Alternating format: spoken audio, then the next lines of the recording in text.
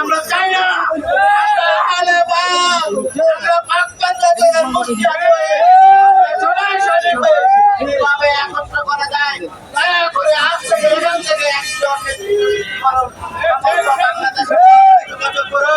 আমরা এই দেশে বলি আল্লাহর ভক্ত যারা মাজার মুখী যারা আমরা তাদের উপরে অনেক জায়গায় হামলা অপমান অপদস্থ আমাদের রক্ত পর্যন্ত পাত হয়েছে।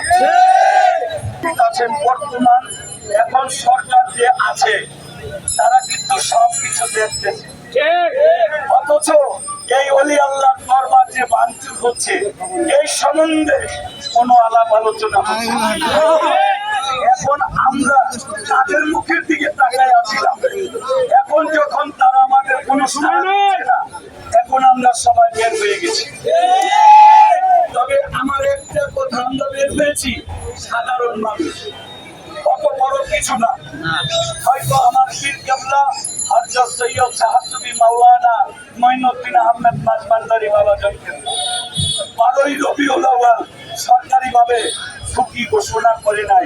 আমার বাবা জানকে আপনার নেতৃত্বে এই দেশে সরকারি ছুটি ঘোষণা করেছে।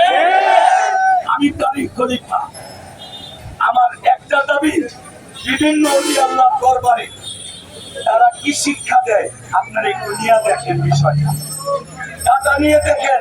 তারা কোনোদিন কখনো কারো ক্ষতি কামনা চায় না।